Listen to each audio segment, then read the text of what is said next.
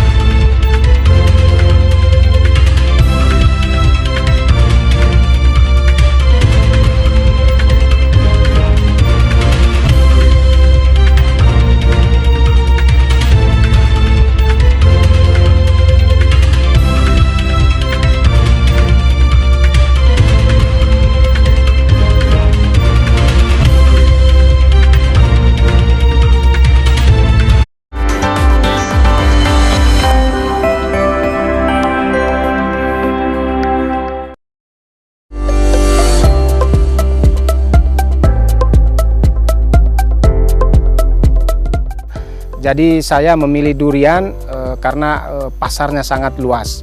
Terus saya ingin menggalakkan tentang perekonomian yang berkelanjutan. Artinya bagaimana saya melakukan penghijauan terhadap lingkungan sekitar.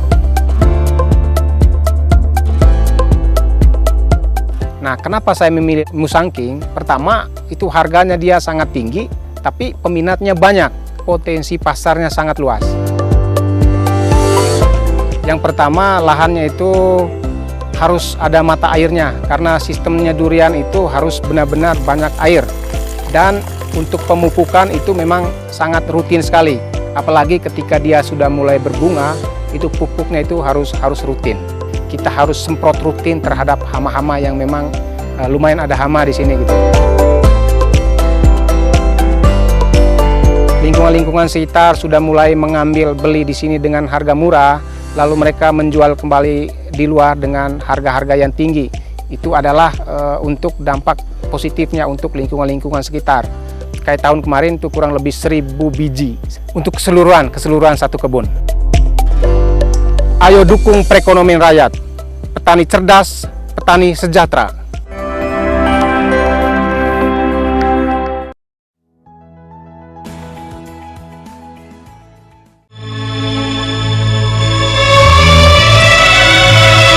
Jangan-jangan dia tertipu. Barangkali ada halangan. Biasanya sebelum pukul 1 dia sudah di sini. Siapa yang paling kaya di Padang ini katamu? Bagindo Sulaiman, Datuk. Drama legendaris karya Marah Rusli akan kembali hadir di layar TVRI. Sebuah kisah yang tak lekang oleh waktu tentang sepasang kekasih Siti Nurbaya dan Samsul Bahri yang dipisahkan oleh keadaan, terbelenggu ada ambisi serta kuasa. Akankah mereka mampu melawan takdir? Siti Nurbaya, Kasih Tak Sampai, segera di TVRI.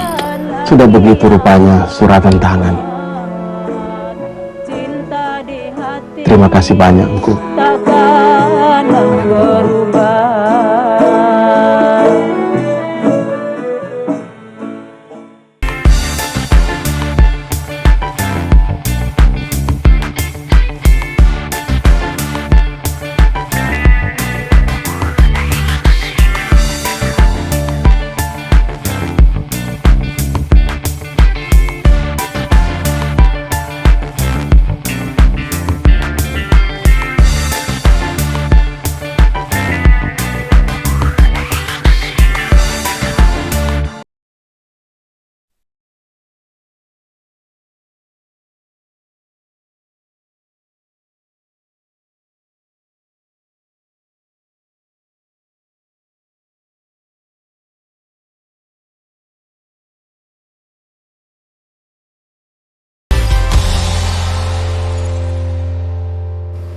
Halo, selamat pagi pemirsa Jendela Negeri. Senang sekali rasanya kita berdua bisa menyapa lagi walaupun hari ini rasanya mendung-mendung, tidak bergairah. Iya, tapi semoga betul. pemirsa Jendela Negeri tetap semangat seperti kita berdua di sini. Betul, Jakarta mendung, bagaimana di daerah lain? Semoga walaupun mendung tadi seperti kata Semi, semangatnya semoga tetap membara ya.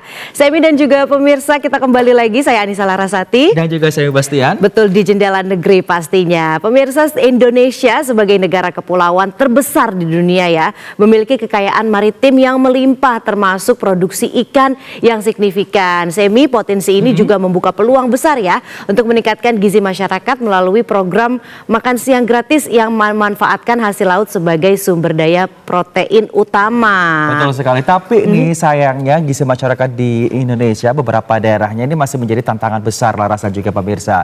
Dan melalui program makan siang gratis ini diyakini bahwa akan menumbuhkan nilai gizi dari masyarakat Indonesia, khususnya kita akan membahas mengenai gizi yang mengandung gizi yang dari laut. Laut.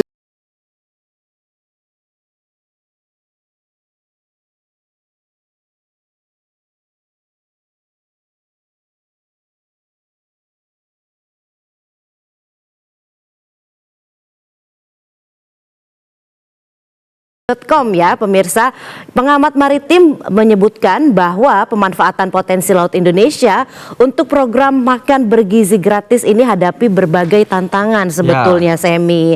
Nah tantangannya ini bisa juga kita lihat ya, meskipun memiliki potensi yang besar, pelaksanaan program MBG ini masih dihadapkan pada sejumlah kendala. Salah satunya adalah pemenuhan dari sumber daya ataupun stok pangannya itu sendiri, dan ini sebetulnya bisa kali gitu ya, atau diganti tidak hanya ayam saja begitu ya, tapi juga bisa pakai ikan. Wah luar biasa, apalagi ikan tuh banyak mengandung vitamin. Betul, ya kan? proteinnya juga kuat. Betul sekali. Kita akan menuju ke media massa yang kedua, ada manadopost.id.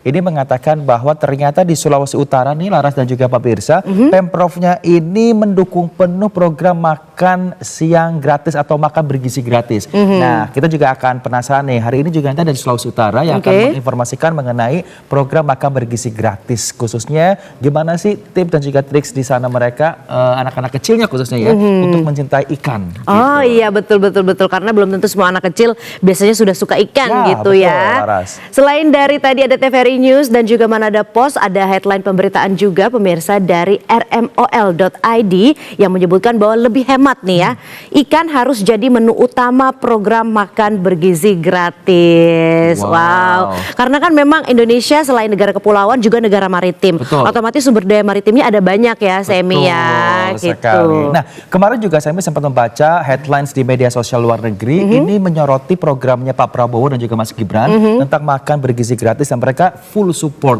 Jadi ini katanya program yang sangat mendukung dan juga luar biasa. Oke, ini sudah mendapatkan perhatian juga dari internasional ya Semi ya. Dan kini kita juga akan melihat pemirsa bagaimana sih interaksi netizen gitu ya di media sosial, khususnya di media sosial X. Kita akan lihat yang pertama, ini ada cuitan dari Zen Ahmad Mataun Tuon. Nah ini ada, dia memberikan masukan ya untuk program makan bergizi gratis. Masukan yang pertama ialah MBG sangat bagus, tetapi sekolah pun harus menindaklanjuti untuk mengubah kebiasaan anak-anak yang selama ini lebih suka makan makanan instan. Nah dia juga bilang sebaiknya sayur dan ikan ini nggak dimakan kalau di rumah, tapi karena ada MBG sayur dan ikan bisa jadi termakan. Wow, ini programnya sangat luar biasa berarti. Luar biasa, betul. Kemudian selain tadi Zen, kita akan membacakan beberapa cuitan Twitter. Kali ini ada cuitan dari Santorini @santorinisan.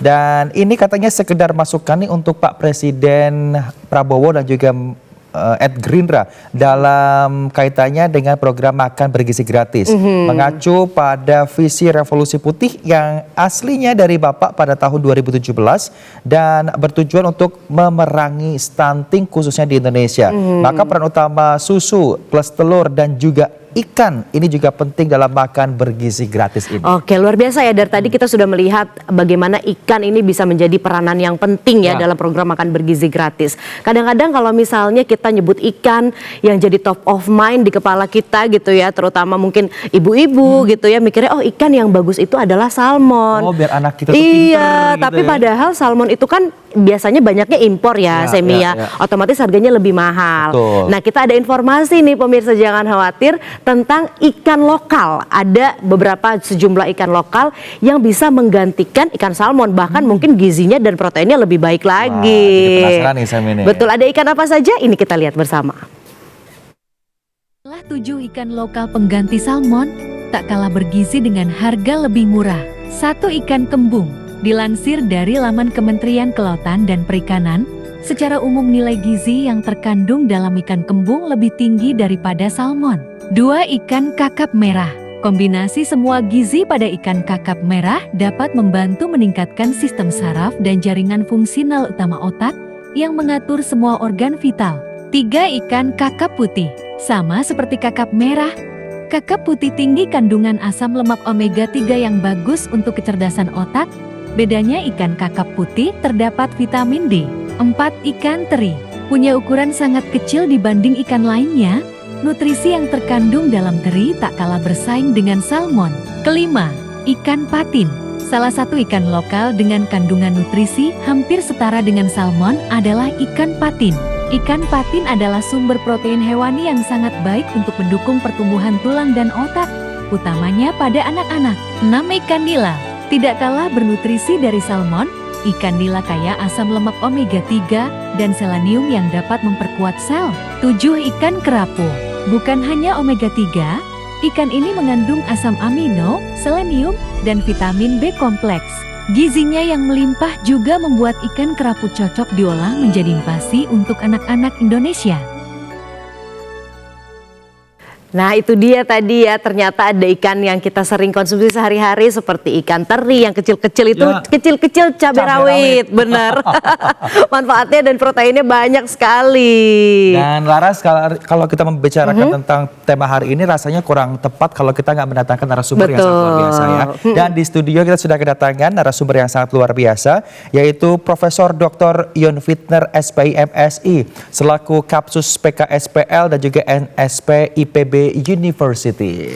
Selamat pagi Pak, selamat pagi Prof, salam sehat. Apa kabarnya? Luar biasa ya Prof ya. Kabar baik, Tadi kita sudah sampaikan juga ya ke pemirsa bahwa memang ikan ini menjadi salah satu sumber protein yang diunggulkan begitu ya untuk program makan bergizi gratis. Dan juga Kementerian Kelautan dan Perikanan juga mendukung penuh program ini dengan menyebutkan bahwa akan mendorong ikan sebagai salah satu sumber protein juga. Bagaimana Prof melihat potensi kemaritiman di Indonesia ini sendiri untuk mendukung stok pangan kita? Ya, menarik Mbak Laras, Mas Sami ya. Program pemerintah dengan tagline makan sehat bergizi ya. Dan itu ada gratisnya gitu ya. Sebenarnya gratisnya kan karena tidak bayar. Tapi yang butuh makanan bergizi kan semua masyarakat Indonesia. Betul. Nah, jadi konteks seperti itu kita pahami juga. Artinya makan sehat bergizi untuk seluruh masyarakat Indonesia harus dipenuhi. Masyarakat kita 282 juta. Ya. Jadi kalau kita lihat komposisi ikan, daging, dan ayam, itu ikan itu menyuplai sekitar 74%. 74%? Ya, dari bahan baku protein. Ya, kemudian 24%-nya itu ayam, dan kemudian sekitar 4% itu daging. Nah, jadi dari komposisi itu kita sudah tahu sebenarnya bahwa ikan ini besar sekali potensinya untuk memenuhi kebutuhan masyarakat Indonesia. Jadi kalau kita bicara ikan, kita bicara sebenarnya kecukupan. Kecukupan kita untuk kebutuhan masyarakat 282 juta itu berapa? Kalau saya hitung Mbak Laras ya, di PKSPL kita menghitung 74%, kemudian kita hitung dengan bahan baku stok ikan tangkap yang tertangkap itu sekarang sekitar 7 juta ton. 7 juta ton. Kemudian dari budidaya itu sekitar 6 juta ton. Ya, 6 juta ton lebih dan 7 juta ton, totalnya 14 juta ton. Nah, sementara potensi ikan kita yang layak tangkap itu 10 juta ton. Ya. Tetapi dari yang tertangkap itu sekitar 14 juta ton dan kebutuhan bahan baku protein kita totally termasuk ikan, daging, dan ayam itu sekitar 19 sampai 20 juta ton. Untuk menghasilkan sekitar 4 juta ton protein. Nah, kira-kira dengan jumlah itu kalau dihitung dan dibalikan ternyata kita belum cukup untuk setahun kebutuhan kita. Jadi artinya ikan yang ada di laut, ikan yang dibudidayakan, ayam, daging yang tersedia saat ini kebutuhannya sekitar 11 bulan. Jadi kalau kita estimasi untuk memenuhi kebutuhan protein kita 11 bulan, maka kita harus berjaga-jaga nih. Setahun nggak cukup nih. Kalau terjadi masalah yang sifatnya injured ya, kahar, itu akan membuat kita menjadi terancam juga nih Oke. soal pemenuhan kebutuhan protein. Baik. Nah, maka tadi dari Mbak Laras ceritakan untuk memenuhi itu maka kita harus mengembangkan budidaya. Jadi Oke. 6 juta ton dari budidaya itu harus kita genjot supaya menjadi 10, 12, dan 15 juta Supaya ton. lebih meningkat lagi jumlahnya Meningkat begitu ya. dan ketahanan protein tidak hanya soal konsumsi, tapi juga soal cadangan. Yaitu. Jadi ini harus kita persiapkan nih. Nah, dan itu bisa dihasilkan dari laut kita. Kita punya luas area perairan dangkal sekitar 1,2 juta hektar.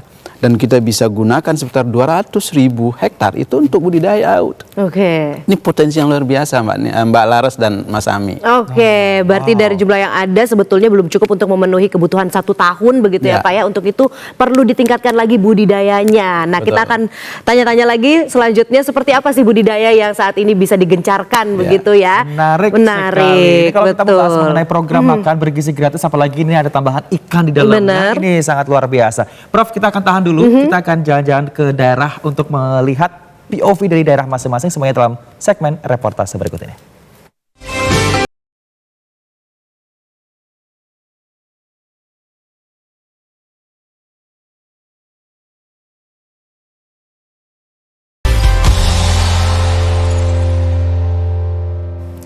Baik, untuk saat ini yang pertama kita akan menyapa teman kita Tabita Simorangkir yang sudah berada di Sulawesi Utara. Selamat pagi Tabita, saat ini bagaimana sih potensi perikanan dan juga potensi pemenuhan gizi bagi masyarakat di Sulawesi Utara? Baik, selamat pagi Anissa, Semi, apa kabar hari ini? Baik. Bagaimana kabarnya Tabita di sana? Sepertinya saat ini sudah berada di depan laut ya. Pemandangannya indah sekali. Mungkin bisa dieksplor juga bagaimana potensi kemaritiman di sana. Baik, halo selamat pagi pemirsa setia Jendela Negeri, salam baku dapa, saya Tabita Simorangkir kembali hadir menjumpai Anda. Pemirsa, di Sulawesi Utara dikenal sebagai salah satu penyedia produk perikanan yang ada di daerah dan juga terbesar di Indonesia. Dan tentunya dengan memiliki wilayah laut yang luas dan juga keanekaragaman hayati yang melimpah. Provinsi Sulawesi Utara ini mampu menjadi penyokong utama dalam kebutuhan protein bagi masyarakat baik yang ada di lokal maupun nasional. Tentunya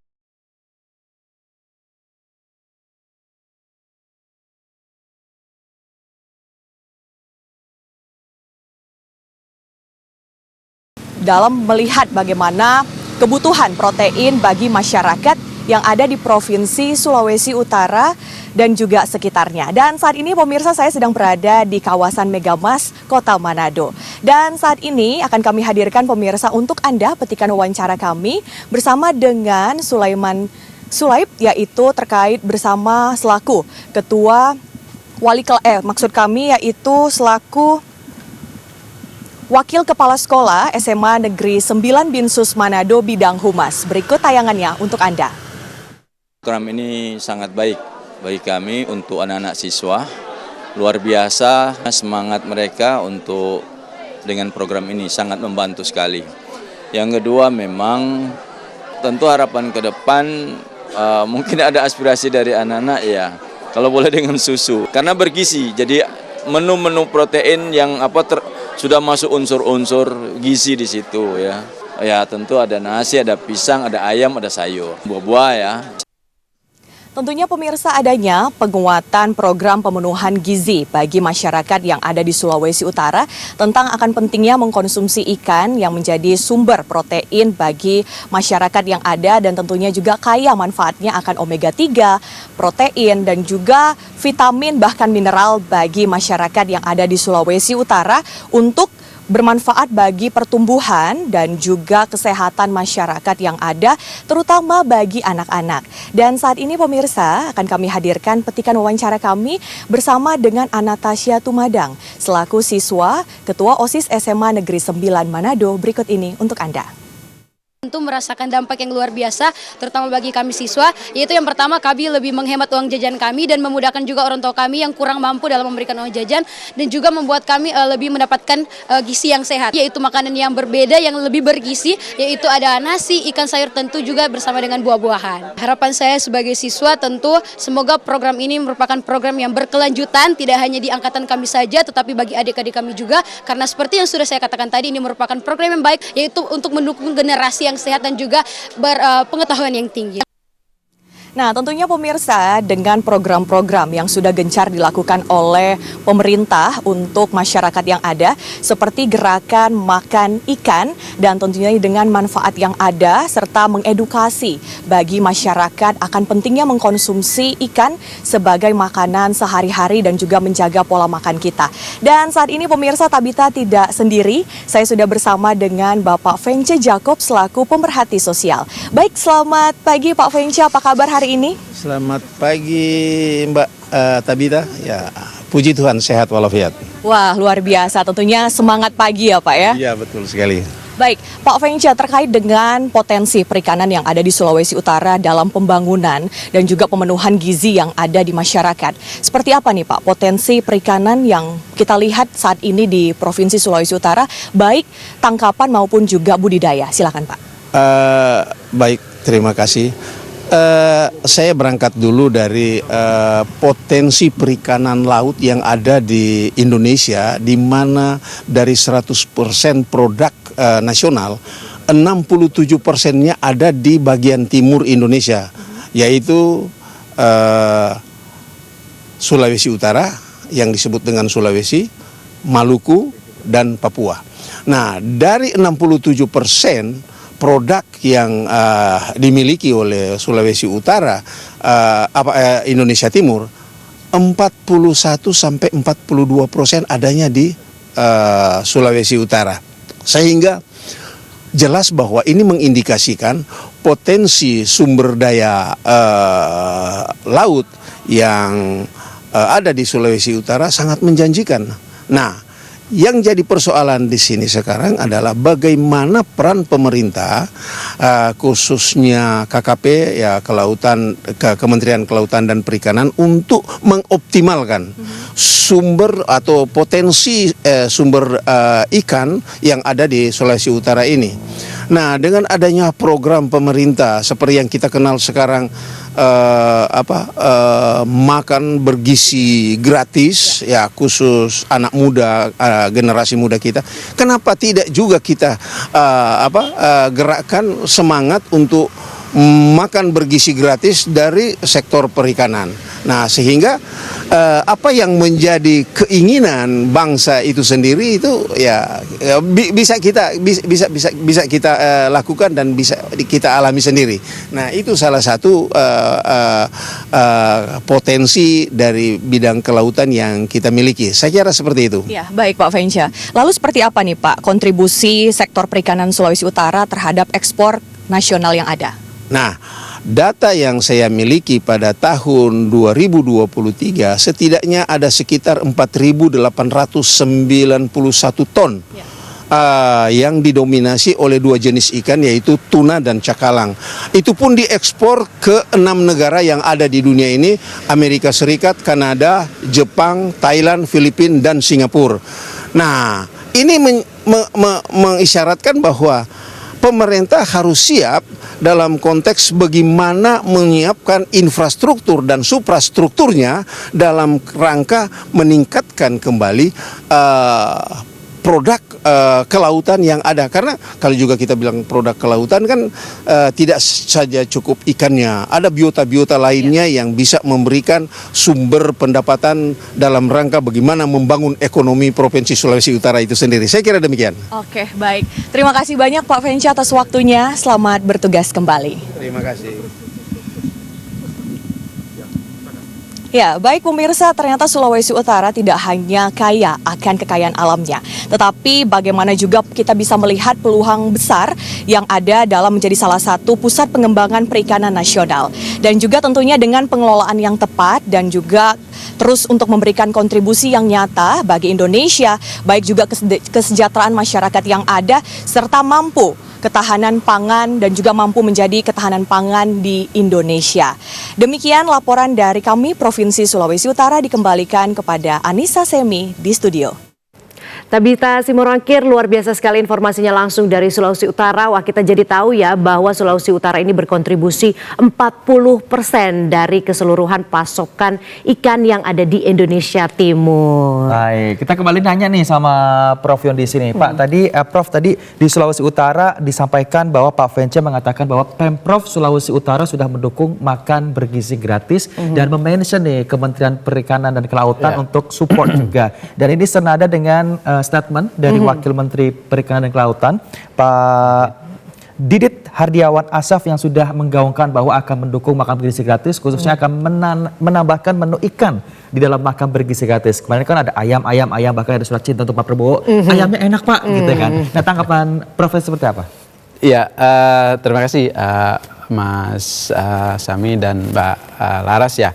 Jadi kalau kita lihat kenapa ikan ini harus menjadi pilihan ya kalau saya sebut. Tadi selain karena ketersediaan bahan bakunya yang besar, yang kedua ikan ini mudah diakses. Ya, ikan mudah diakses, kemudian juga harganya lebih terjangkau. Ya. Kalau kita lihat misalnya, tetapi ada exception untuk tuna, tongkol, cakalang dan udang. Ya. Karena kalau makan gizi gratis itu dibatasi oleh biaya. Betul. Maka tongkol, tuna, cakalang, salmon maupun ikan impor lainnya itu nggak akan masuk. Tidak masuk dalam jangkauan harga begitu. Betul. Ya? Nah, sementara kebutuhan orang per orang untuk protein per hari itu sekitar 56 gram protein per hari. Nah, untuk memenuhi 56 gram protein per hari, maka kita butuh sekitar 279 gram. 217 gram ikan. Kalau 200 gram saja itu Mbak Laras, itu sama dengan 1/5 kilo kan? Iya. Kalau 1/5 kilo, maka kebutuhan ikan berapa kita lihat? Berarti kalau ikan kembung 5 kilo, berarti 1 ekor kembung dong. Iya. Minimal sehari konsumsinya. Nah, kalau seandainya harga kembung 30.000, maka kan berarti kan 6.000 satu ekornya. Nah, ini kan nggak masuk kalau ditaruh ke harga pemerintah atau ini terlalu tinggi. Nah, maksud saya ini harus kita usahakan nih.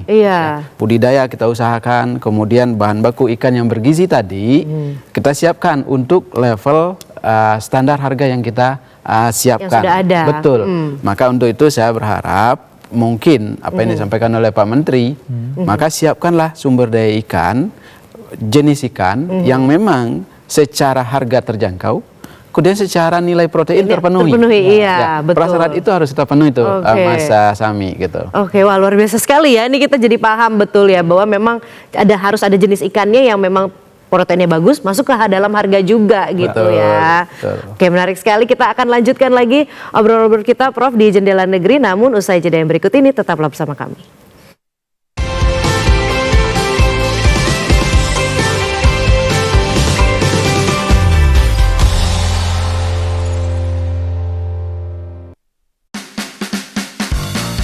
Variety show paling seru, ragam segmen yang asik, performance musik, dan ngobrol bersama bintang tamu. Awal namanya kan naik nih, emang sering cover-cover ya? Panjang apapun kalau emas cukur yang potong aku lagi. Bersama host Doli Sapri dan Nexa Paisan. Kenapa kepikirannya abu-abu batu? Cover. Seblak Show, serunya blak-blakan. Senin sampai Kamis, pukul 11 waktu Indonesia Barat.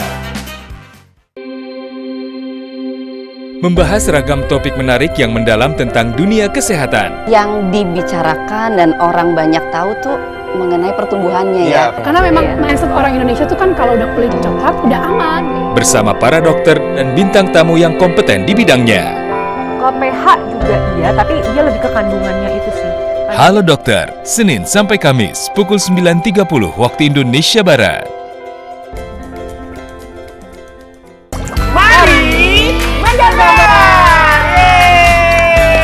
Di Indonesia ada es krim juga, cuman di Indonesia masih tahap berkembang ya. Mengedukasi anak-anak supaya tumbuh kembang otaknya bermain robotik juga bagus. Kita hari ini akan gambar robot.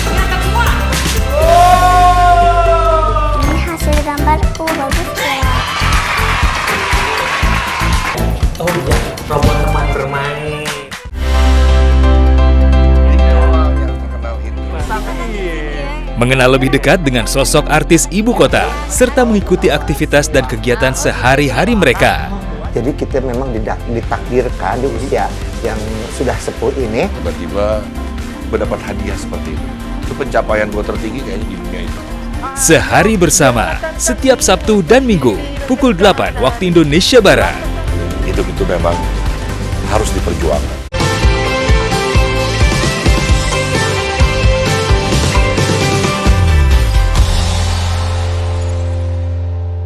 Selamat pagi pemirsa Jendela Negeri, kembali lagi di Jendela Negeri. Kali ini kita masih akan membahas seputar dengan potensi ikan ataupun potensi maritiman untuk pemenuhan makan bergizi gratis. Oke, baik, sekarang kita akan mendengarkan bersama. Kali ini akan dari Sumatera Barat. Kalau tadi Sulawesi Utara, Pemprovnya sudah mendukung nih makan bergizi gratis, apalagi untuk menu ikan. Bagaimana di Sumatera Barat? Kami sudah terhubung dengan Rizky Junando Sandi. Seperti yang kita ketahui, Rizky, Sumatera Barat ini merupakan potensi kemaritiman yang sangat luar biasa. Apalagi letaknya itu strategi sekali dengan Laut Sumatera. Nah, bagaimana kondisi di Sumatera Barat untuk makan bergizi gratis khususnya untuk menu ikan ini, Rizky? Baik, selamat pagi Laras dan juga Semi, serta kami menyapa Prof. Yon Fitner dari IPB University. Dan tentunya berbicara mengenai potensi kemaritiman, saat ini pemirsa, saya sedang berada tepat di depan Kampung Elo Puke sebagai salah satu sentra baik itu untuk nelayan dan juga mobilisasi ikan-ikan yang ada di Laut Sumatera Barat, terutama untuk potensi kemaritiman yang ada di Sumatera Barat dalam pemenuhan kebutuhan gizi bagi masyarakat di Sumatera Barat. Tadi pagi pemirsa, saya sempat bercengkerama dengan para nelayan yang berada di sekitaran sentral Kampung Elo Puke ini, bahwa menyatakan banyak sekali jenis ikan-ikan yang dapat dimanfaatkan sebagai pemenuhan gizi, terutama dalam mendukung program makan bergizi gratis sebagai unggulan astacita dari Presiden Prabowo Subianto dan juga Wakil Presiden Gibran Raka Buming Raka dalam pemenuhan gizi dan pencegahan stunting bagi para pelajar dan generasi penerus bangsa. Tentunya para nelayan juga menyampaikan bahwa banyak sekali jenis ikan, terutama jenis ikan pelagis, baik untuk ikan tuna, ikan cakalang, dan juga ikan kembung. Menarik sekali pemirsa, Jendela Negeri dimanapun Anda berada, ternyata ikan kembung menjadi salah satu ikan yang cukup diminati oleh masyarakat di Sumatera Barat karena kandungan gizinya yang memang bahkan melebihi dari ikan salmon, yang tentunya kita tahu bahwa ikan salmon memiliki daya jual yang cukup tinggi. Namun ikan kembung dapat menjadi salah satu solusi bagi masyarakat dalam pemenuhan gizi seimbang, terutama kaya akan omega 3 bagi masyarakat di Sumatera Barat itu sendiri. Dan menurut dari ahli gizi, baik itu dari instalasi gizi RSUPM Jamil Kota Padang, juga menyatakan bahwa dalam gerakan program makan bergizi gratis dapat dimanfaatkan sepenuhnya baik jenis ikan pelagis dan juga potensi kemaritiman di Sumatera Barat, terutama ikan-ikan yang memiliki kandungan gizi dalam rangka meningkatkan menjadi protein utama dalam program makan bergizi gratis. Dan berikut kita saksikan cuplikan wawancara dari salah seorang ahli gizi di RSUPM Jamil berikut ini. Kalau misalnya kita lihat, kalau misalnya dari Sumatera sendiri ya, itu kan protein hewani kita tuh lebih banyak karena kita daerah maritim, kan itu lebih banyak untuk penghasilan ikan. Nah, sebenarnya itu lebih baik kita menggunakan ikan. Kenapa? Karena dari segi protein hewaninya sendiri, dari segi proteinnya, itu ikan lebih baik, gak kalah-kalah kok sama daging sapi, daging ayam. Kalau misalnya perkiraannya sekitar 100 gram, contoh, kita contohkan ikan kembung. Nah, ikan kembung kan banyak nih di daerah Sumatera Barat. Nah, itu untuk 100 gramnya, kadar proteinnya itu sekitar 19 gram. Potensi kemaritiman yang ada di Sumatera Barat terbukti dengan hadirnya dan juga adanya sumber daya alam, terutama dari Laut Sumatera Barat, dari jenis-jenis ikan, baik itu ikan pelagis, ikan kembung, ikan cakalang, dan juga ikan tuna, serta ikan lain yang dapat dimanfaatkan sebagai protein utama dalam program makan bergizi gratis. Dan pemirsa, saat ini mari kita lebih lanjut mengetahui mengenai bagaimana sebenarnya potensi kemaritiman di Sumatera Barat dapat mendukung program makan bergizi gratis nasional kali ini. Dan saya sudah bersama dengan pengamat dari Fakultas Perikanan Universitas Bung Hatta Kota Padang, yaitu Bapak Eni Kamal. Selamat pagi, Pak Eni. Selamat pagi, salam semuanya. Baik, tentunya Pak Eni luar biasa sekali pagi ini ya Pak Eni ya. Alhamdulillah ya. Jadi kalau hari ini alhamdulillah cerah sedikit berawan dan jadi kita dalam makan bergizi ini kita sambut dengan baik lah gitu ya. Bahwa kita secara potensi kita Sumatera Barat ini cukup tersedia gitu kan, terutama pesisir pantai kita dengan adanya ikan-ikan pelagis, ikan pelagis kecil atau pelagis besar, semuanya tersedia di Sumatera Barat. Ya, Pak, ini kita lihat bahwasannya dan pemirsa juga bahwa kita lihat potensi pesisir, terutama masyarakat pesisir. Apakah sudah siap untuk melaksanakan program makan bergizi gratis, terutama apabila nanti protein ini akan diubah menjadi ikan, Pak Eni? Saya rasa Sumatera Barat sangat siap sekali kan. Kenapa? Karena ikan-ikan itu tersedia setiap hari di Sumatera Barat, terutama dengan banyaknya alat tangkap ya yang menangkapnya dan berada di pesisir pantai ini kan. Terutama ikan kembung ada setiap hari di Sumatera Barat, ikan kakap juga ada.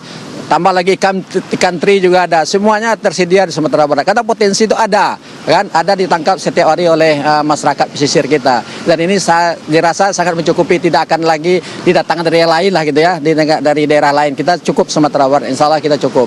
Karena itu sehari-hari itu yang dimakan oleh masyarakat pesisir kita, gitu kan. Pak Eni, kalau kita membahas mengenai ikan kembung terutama, kira-kira apa saja kandungan yang dapat dimanfaatkan sebagai protein utama dalam program makan bergizi gratis menurut Pak Eni? Ya, ikan kembung ini kan sudah semua orang sudah melakukan penelitian ya, terutama yang pengolahan ini, bahwa ikan kembung ini omega 3 sangat tinggi, justru lebih tinggi dari salmon, ya kan, salmon. Seharusnya ini yang kita promosikan gitu kan, salmon, dan ini menjadi peningkatan gizi masyarakat pesisir. Yang cukup menjanjikan nanti adalah bahwa dari awal masyarakat kita, anak-anak kita sudah mulai memakan ikan ini, sehingga income per kapita makan ikannya cukup tinggi nantinya ke depannya gitu kan. Ya, ini juga berarti juga akan meningkatkan bagaimana produktivitas makan bagi para pelajar. Namun bagaimana dengan para pelajar yang sepertinya saat ini masih enggan untuk mengkonsumsi ikan, Pak Eni? Ya, ini yang kita siasati gitu ya.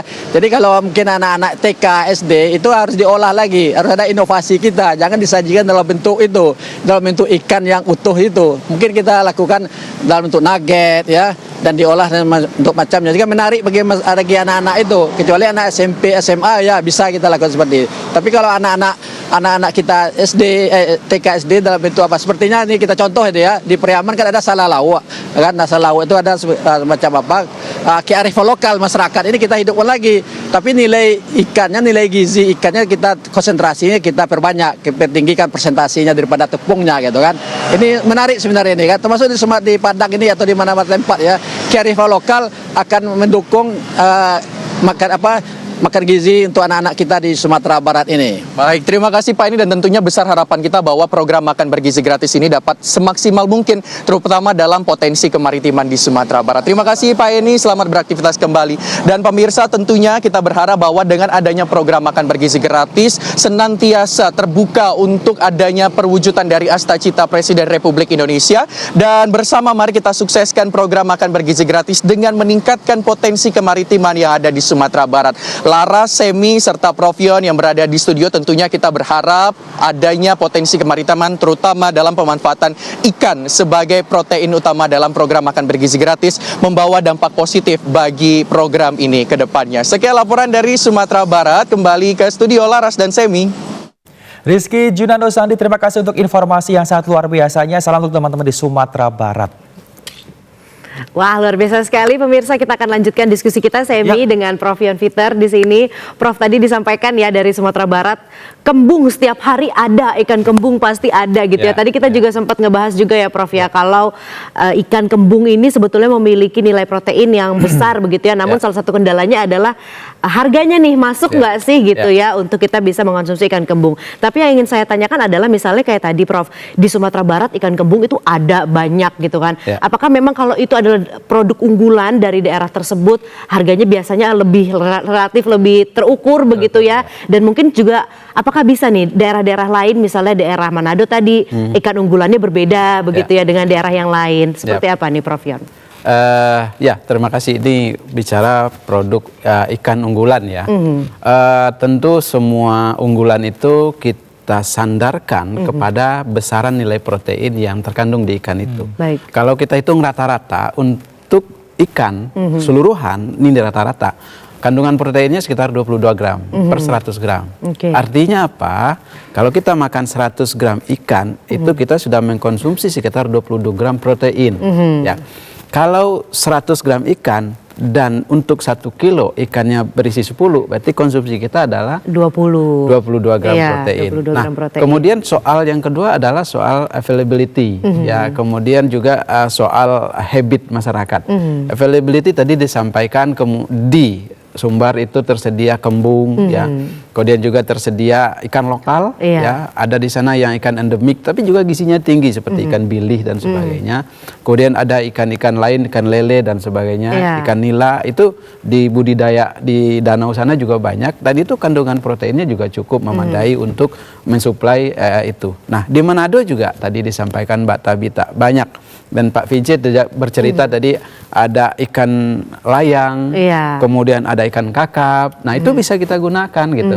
Tapi memang jangan sampai platform harga pemerintah jangan sampai menyebabkan kita berhenti makan ikan.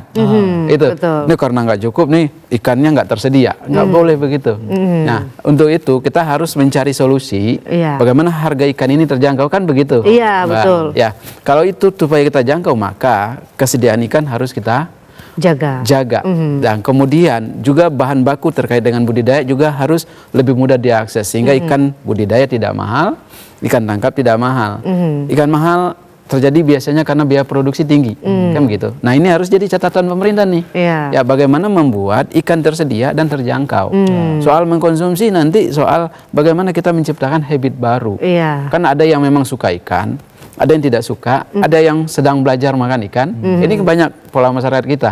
Nah, ini kalau seandainya ikan kita dorong sebagai salah satu protein utama, maka aktivitas budaya makan ikan juga ditingkatkan, mekanisme produksi juga kita tata kembali, gitu ya. Jangan dibiarkan dengan high cost produksi. Kalau enggak nanti enggak kejangkau, gitu. Akhirnya opsinya telur, opsinya ya tempe, gitu kan. Nah, inilah yang harus kita siapkan, Mbak Laras. Baik, berarti dari hulunya sendiri, dari produksi awalnya itu sendiri harus diperbaiki lagi ekosistemnya, begitu ya, supaya lebih murah produksinya dan akhirnya lebih available juga untuk masyarakat ataupun untuk program makan bergizi gratis ini sendiri. Oke, Prof, tapi ini menarik berbicara mengenai menu makan bergizi gratis. Tadi ada inovasi terbaru yaitu ikan diselang-seling jadi ikan ayam. Nah, ini ada yang menjadi pro dan kontra juga, kontroversi dari pemerintah sendiri akan menginovasikan adanya pengganti susu sapi menjadi susu ikan. Bahkan kontroversi ini sampai menjadi headline di media luar negeri. Ini tanggapannya Prof sendiri seperti apa? Ya, sebenarnya susu ini kan bentuk penyajian yang lain dari ikan. Kan sebenarnya esensinya proteinnya. Ya, ekstraksi proteinnya. Kalau seandainya protein itu sudah bisa kita konsumsi dengan ikan, kenapa dirubah jadi susu? Ini kan sebenarnya habit ini. Kalau seandainya sama juga protein dari kedelai, keluarnya susu kedelai, kan begitu. Nah, sekarang bagaimana masyarakat kita? Apakah nanti bahan pangannya ini, material makannya ini akan kita ganti dengan susu? Kan itu kan tidak semua juga. Dan kita juga tidak tahu berapa kemampuan ikan kita, ya, bahan baku ikan itu untuk dirubah menjadi susu. Ini kan kita harus hitung nih. Untuk kita siapkan berapa ton per tahun, untuk kebutuhan masyarakat seberapa banyak, sehingga bahan baku ikan nambah lagi tuh, Mbak Laras. Tidak hanya bahan konsumsi tadi, Mas. Jadi bahan baku untuk industri susu ikan. Nah, saya tidak ada masalah sebenarnya, asal jangan kemudian di dalam proses perubahan material bahan baku ikan menjadi susu ikan itu proteinnya itu terganggu. Kan ini sebenarnya rantai protein itu terganggu, dan kemudian fungsi protein yang kita harapkan itu tidak maksimum gitu. Sebenarnya kalau makan ikan seger, ikan bakar langsung kan udah terserap itu proteinnya, Mas. Ya, jadi insya Allah itu yang akan harus kita perhitungkan itu. Pemerintah harus berhitung dengan itu. Bukan tidak boleh, tapi kalau terjadi overproduksi misalnya, nah kadang-kadang kan gini, bahan baku susu ikan ini kan juga tidak semua jenis ikan. Ya, kadang-kadang produksi kita melimpah di ikan patin. Ikan patin terjangkau, harganya 12.000 per kilo. Tapi kemudian susu ikan patin tidak diminati. Ini kan persoalan lain lagi. Nah, inilah maksud saya, oke saja, tapi harus diperhatikan ketersediaan bahan baku berapa, kemudian target sasaran kita apa. Tapi kalau hanya target untuk membuka bahwa ini adalah bagian dari upaya kita untuk membiasakan makan ikan dan mengajak yang tidak suka ikan dengan mekanisme susu ikan, konversi kepada susu, itu tidak ada masalah. Tapi kemudian tidak boleh diganti, Mas. Kalau udah dapat susu ikan, nggak dapat ikannya gitu ya. Ya, itu harus diperhatikan juga. Kan ini susu kan sifatnya complementary dari sistem kecukupan gizi kita secara keseluruhan. Oke, menarik bahwa sebetulnya tidak sesimpel itu mengubah kebiasaan masyarakat juga gitu ya Pak ya. Mungkin sebetulnya aku sih sudah biasa makan ikan begitu ya. Semi mungkin juga suka ya makan ikan ya. Kalau diganti jadi susu jadi gitu mungkin ya mikir lagi gitu ya.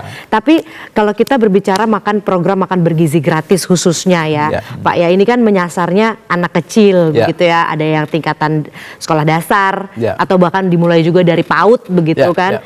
Ini kan kadang-kadang beberapa kemarin masalah yang ditemukan adalah masyarakat atau anak kecil itu sendiri nggak biasa nih makan makanan yang bentuknya langsung jadi ikan, ayam dalam bentuknya yang lain begitu biasanya. Nah, ini gimana ya ngontrolnya supaya misalnya makanan tadi ikan diolah menjadi makanan yang lain, terganggu nggak sih proteinnya? Ya. Sebenarnya asal pengolahannya tidak melakukan rekayasa yang besar terhadap struktur fisik bahan bakunya, biasanya tidak terlalu berpengaruh. Nah, contohnya gini, di beberapa tempat saya pernah beberapa kali menghadiri forum gitu ya, di internasional. Kita lihat itu misalnya di situ tersedia roti, tersedia seperti burger, tersedia selai. Selainya selai ikan. Oh ya? Ya, selainya selai ikan. Kemudian itu seperti saus juga tersedia dari ikan. Dan itu mekanisme pengolahannya sederhana. Seperti kalau kita lihat tuh seperti di blender, kemudian disediakan, kemudian nanti silakan makan sama roti. Nah, ini kan satu jenis olahan, varian olahan yang harus kita kenalkan juga. Belum lagi kalau kita misalnya suka jalan-jalan, ada cemilan ikan yang crispy itu. Nah, anak-anak kan banyak yang suka itu. Cemilan-cemilan yang ringan. Kenapa? Karena mereka senang dengan yang instan, modelnya instan. Tetapi kemudian mereka, ini enak. Mereka membayangkan itu adalah misalnya burger atau kentang goreng dan sebagainya, tetapi itu ikan misalnya. Nah, ini banyak varian-varian ini bisa kita geser sehingga mereka mulai ternyata makan ikan itu tidak ikan yang dibakar saja nih. Mas Sami ya, kalau ikan bakar saja yang kesannya takut gitu mungkin anak-anak. Kalau nggak ikan harus ada nasi nih kan gitu. Kalau udah dirubah mungkin mereka akan melihat cara lain makan ikan gitu. Makan dengan roti, makan jadi cemilan. Nah, ini harus kita siapkan juga begitu. Berarti nggak apa-apa ya inovasi penyajian bentuk itu sendiri nggak apa-apa selama tidak mengganggu tadi ya nilai atau kadar proteinnya itu sendiri. Tidak masalah. Tidak masalah. Malah bisa membiasakan masyarakat atau anak-anak kecil tadi ya untuk mulai mau makan ikan dari dini. Baik, gitu. Prof Yon, ini terakhir, apa harapan Prof Yon sendiri untuk program makan bergizi gratis ini yang digaung-gaungkan oleh Presiden Prabowo, apalagi ini terkait dengan menu ikan potensi maritim di Indonesia ini sendiri, Prof? Ya, yang pertama saya ingin berterima kasih tentu kepada Presiden, pada pemerintah yang memang secara serius ingin mendorong ikan ini sebagai bahan baku untuk pemenuhan protein kita. Ya, kemudian yang kedua, saya ingin menyampaikan juga ketika kita punya komitmen untuk itu, maka pemenuhan gizi gratis kan targetnya nasional. Nah, kalau kita ingin menjadi negara yang besar, ya, punya kekuatan perikanan yang besar dengan potensi laut yang besar, maka kita harus kembangkan lagi tuh. Laut kita itu tidak hanya untuk suplai kita, tapi juga suplai dunia, saya kira. Ya, artinya apa? Produksi ikan kita harus kita kembangkan lebih besar lagi. Jenis-jenis ikan yang ada di kita harus dioptimumkan. Wilayah perairan kita, kembangkan budidaya sebanyak mungkin. Walaupun sudah ada pemerintah KKP bicara mau merevitalisasi sekitar 5.000 sampai 7.000 hektar tambak. Tapi tadi saya bilang, tambak itu kalau kita gunakan untuk budidaya udang, maka target kita adalah untuk konsumsi luar negeri, untuk ekspor. Untuk ekspor, ya. Karena tidak mungkin terjangkau oleh masyarakat kita dengan harga udang yang 100.000 per kilo. Nah, kemudian yang kedua, pemerintah harus turun lebih dalam, ya, dalam rangka menyiapkan kebutuhan itu di level masyarakat. Jadi sekarang begini, seringkali di atas kebijakan itu dibuat, tetapi ketika implementasi itu tidak dikawal, tidak dikawal. Kemudian mekanisme budidaya tidak berjalan, izin juga kemudian tidak tidak terelaborasi dengan baik. Ini izin dari lokal kah, dari masyarakat kah, izin dari pemerintah daerah kah, sehingga kemudian budidaya ini terhambat sepertinya gitu. Padahal literasi masyarakat terhadap kebijakan yang tidak kuat. Nah, harus didorong masyarakat tuh kalau mau berbudidaya di sini, Bapak harus minta izin ke sini, budidayanya jenis ini. Oke, ini target kita untuk ekspor. Dibimbing sampai ke bawah. Termasuk juga ke kampung-kampung ikan yang kita siapkan dulu itu.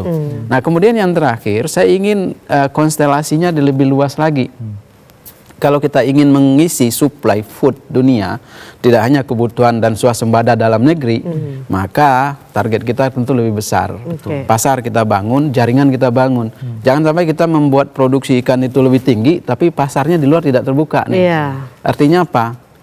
Tidak bisa diekspor. Nah, kalau diekspor pun mungkin balik lagi karena alasan reject, alasan sertifikasi dan sebagainya.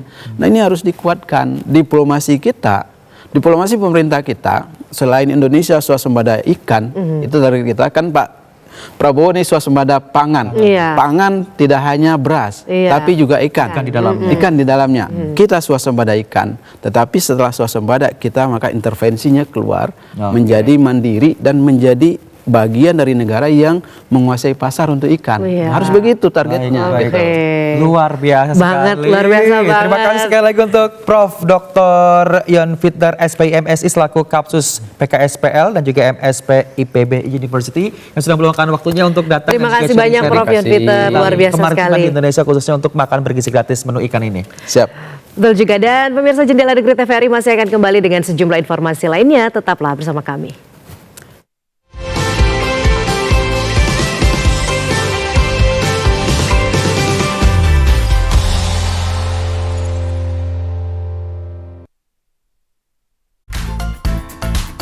Tayangan penuh edukasi dan hiburan yang memberikan motivasi dan inspirasi kepada anak agar lebih kreatif, berprestasi, dan berbudaya.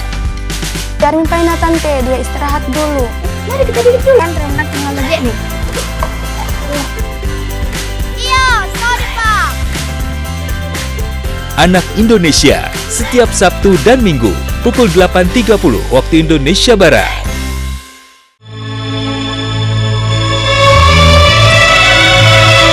Jangan-jangan dia tertidur. Barangkali ada halangan. Biasanya sebelum pukul 1 dia sudah di sini. Siapa yang paling kaya di Padang ini katamu? Bagindo Sulaiman, Datuk. Drama legendaris karya Marah Rusli akan kembali hadir di layar TVRI.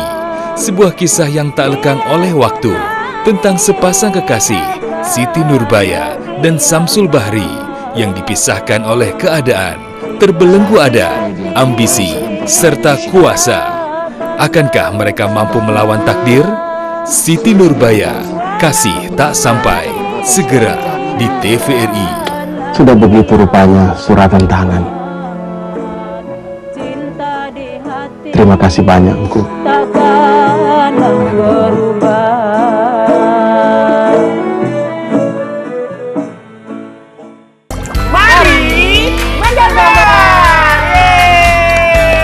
Di Indonesia ada es krim juga, cuman di Indonesia masih tahap berkembang ya. Mengedukasi anak-anak supaya tumbuh kembang otaknya bermain robotik juga bagus. Kita hari ini akan gambar robot.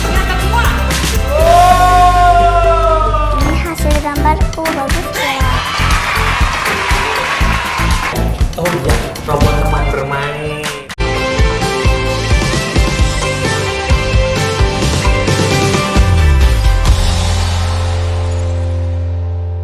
Ya, kita kembali lagi pemirsa di Jendela Negeri TVRI ya Sami ya. Dan rangkaian informasi berikutnya ada informasi yang menarik dan juga pastinya informatif kali ini dari Sulawesi Utara dan juga dari Sumatera Barat berikut ini.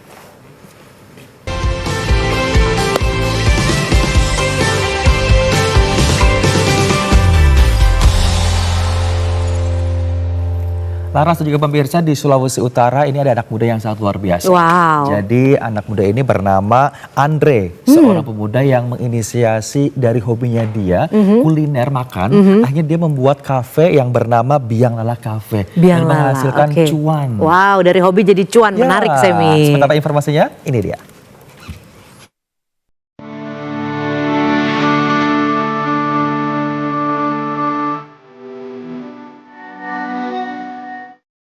Kota Manado, Sebagai salah satu pusat pariwisata, Sulut telah lama menjadi kebanggaan kita semua.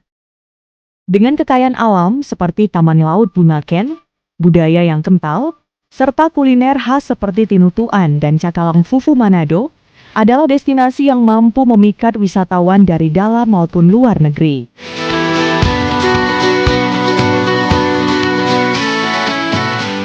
Potensi besar ini tidak akan maksimal tanpa dukungan dari kita, termasuk generasi muda yang kreatif dan inovatif. Disinilah peran UMKM Gen Z menjadi sangat penting sebagai generasi muda yang dapat menciptakan produk-produk berbasis budaya lokal seperti kerajinan dan seni lokal atau produk kuliner khas Manado yang dikemas secara modern.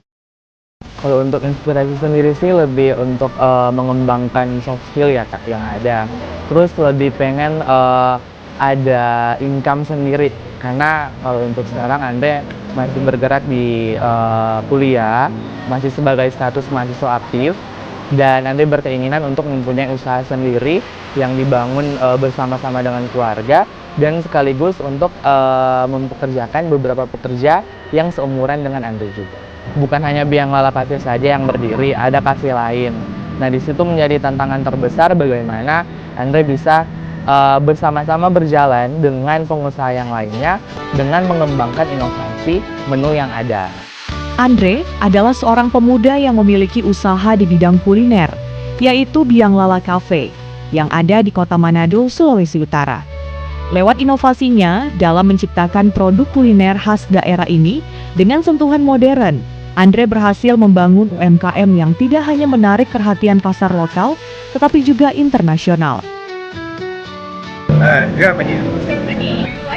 Oh yeah, very good. Yes, it's very different to Germany.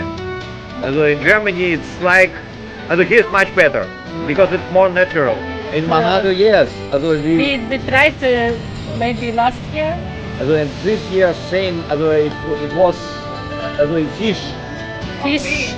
Fish is great. And there's a lot of Fish, big yes. restaurants that we was in 2 of them, and it was wow, and not expensive. Dengan menjadikan Kota Manado tidak hanya sebagai destinasi wisata yang memukau, tetapi juga mempunyai sumber daya manusia sebagai contoh generasi muda yang dapat menjadikan motor penggerak pembangunan ekonomi lokal melalui UMKM. Wah, luar biasa sekali tadi ya, muda tapi bisa menghasilkan cuan. Iya. Dan juga pemirsa, kini Semi kita akan mengajak nih salah satu kreasi batik dari Sumatera Barat, yaitu batik Tanah Liek. Nah, kira-kira seperti apa sih keunikan batik Tanah Liek dari Sumatera Barat? Kita akan lihat bersama. Dan juga informasi ini sekaligus menjadi akhir perjumpaan kita dalam Jendela Negeri pada pagi hari ini. Saya Anissa Larasati. Saya Bastian, ucapkan terima kasih atas kebersamaan Anda. Selamat pagi dan sampai jumpa.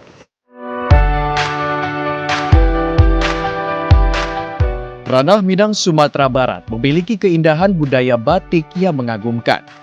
Salah satu jenis batik yang terkenal di Sumatera Barat yakni batik Tanah Liek. Seperti pada batik umumnya, batik Minangkabau ini juga menggunakan lilin dalam proses produksi batik. Namun yang uniknya adalah penggunaan tanah liat sebagai zat pewarna dalam batiknya. Tradisi membuat batik dengan tanah liat sempat menghilang hingga pada tahun 90-an. Wirda Hanim, salah seorang pengrajin batik Minang, memunculkannya kembali. Wirda Hanim gigih dalam bereksperimen dengan kain, tanah liat, dan bahan-bahan pewarna alami hingga akhirnya ia menemukan formula yang pas untuk membuat batik Tanah Liek.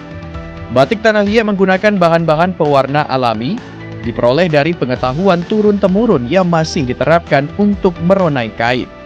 Seperti rebusan kulit jengkol dan kulit manggis untuk mendapatkan warna ungu, kulit alpukat dan kulit bawang merah menghasilkan warna coklat, dan gambir untuk warna oranye serta warna kuning diperoleh dari rimpang kunyit. Warna dasar batik Tanah Liek umumnya berwarna coklat gelap teduh, namun memancarkan aura keanggunan. Beragam motif dikembangkan dari yang tradisional maupun kreasi baru yang merupakan manifestasi dari alam takambang menjadi guru.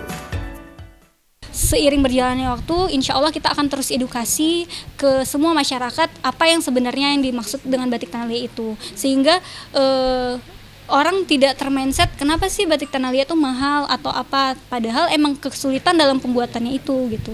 Kalau batik tanah liat itu bedanya warna dasarnya itu kita pakai tanah liat, tapi tidak semua batik yang kita produksi memang pakai tanah liat karena ibaratnya udah general, udah keseluruhan, ada yang pewarna sintetis dan pewarna alami. Saat ini batik tanah liat terus mengembangkan inovasinya, baik dalam karya maupun pengemasannya.